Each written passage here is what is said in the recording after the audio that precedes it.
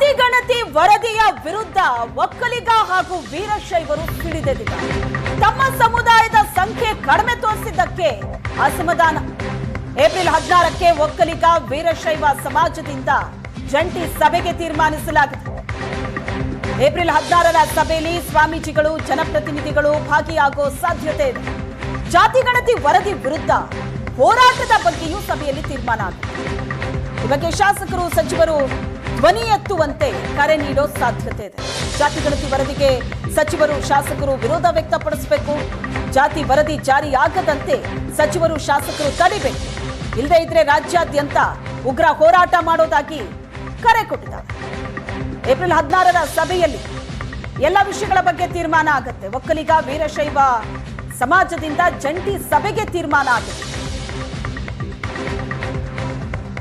ಜಾತಿ ಗಣತಿ ವರದಿ ಮಾಧ್ಯಮದಲ್ಲಿ ನಾವು ನೋಡಿದ್ವಿ. ಅಧಿಕೃತವಾಗಿ ನಮಗೆ ಯಾವುದೇ ಒಂದು ಕಾಪಿ ಅದು ಸಿಕ್ಕಿಲ್ಲ.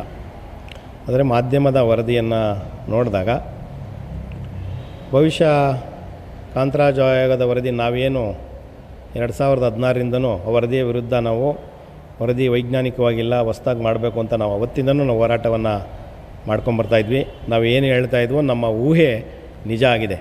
ಸರ್ಕಾರ ಮಾಡಿರ್ತಕ್ಕಂಥ ಈ ವರದಿ ಒಂದು ರೀತಿಯ ಪೂರ್ವಪೀಡಿತ ವೈಜ್ಞಾನಿಕವಾದ ವರದಿಯನ್ನು ಕೊಟ್ಟಿದ್ದಾರೆ. ಎಲ್ಲ ಸಂಖ್ಯೆಗಳನ್ನು ಏನು ತುಂಬ ಎಲ್ಲ ಒಳಪಂಗಡಗಳನ್ನು ಬೈಫರ್ಕೇಟ್ ಮಾಡಿ ಎಲ್ಲ ಸಂಖ್ಯೆಗಳನ್ನು ಅವರು ಕುಂದಿಸುವಂಥ ಕೆಲಸವನ್ನು, ಶಕ್ತಿಯನ್ನು ಕುಂದಿಸುವಂಥ ಕೆಲಸವನ್ನು ಸರ್ಕಾರ ಮಾಡಿದೆ. ಬಹುಶಃ ಈಗ ಅವರ ಪದಾಧಿಕಾರಿಗಳು ಅವರ ಅಧ್ಯಕ್ಷರನ್ನು ನಾವು ಭೇಟಿ ಮಾಡಿ ಅವ್ರ ಜೊತೆಯಲ್ಲೂ ಮಾತಾಡಿ ಒಂದು ಸಮಯವನ್ನು ನಿಗದಿ ಮಾಡಿಕೊಂಡು ಬಹುಶಃ ಒಕ್ಕಲಿಗರು, ಲಿಂಗಾಯತರು, ಇದರ ವೀರಶೈವ ಲಿಂಗಾಯತರು ಸೇರಿ ಇದು ಬೃಹತ್ ಹೋರಾಟವನ್ನು ರಾಜ್ಯಾದ್ಯಂತ ನಾವು ಈ ಏನು ವರದಿ ಸೋರಿಕೆಯಾಗಿರೋ ವರದಿಯನ್ನು ನೋಡಿದಾಗ ನಮ್ಗೆ ಅನಿಸಿದೆ. ಆ ನಿಜವಾದ ವರದಿಯನ್ನು ನೋಡಿದ ಸಂದರ್ಭದಲ್ಲಿ, ಪರಿಶೀಲಿಸಿದ ಸಂದರ್ಭದಲ್ಲಿ ನಾವು ಈ ವರದಿಯನ್ನು ಯಾವುದೇ ಕಾರಣಕ್ಕೂ ಒಪ್ಪಲಿಕ್ಕೆ ಸಾಧ್ಯ ಇಲ್ಲ. ಬೃಹತ್ ಹೋರಾಟವನ್ನು ನಾವು ಈಗ ಜಾತಿ ಗಣತಿ ವರದಿ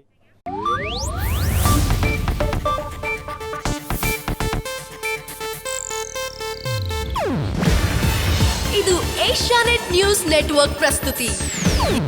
ನೀವು ನೋಡ್ತಿದ್ದೀರಾ ಏಷ್ಯಾನೆಟ್ ಸುವರ್ಣ ನ್ಯೂಸ್.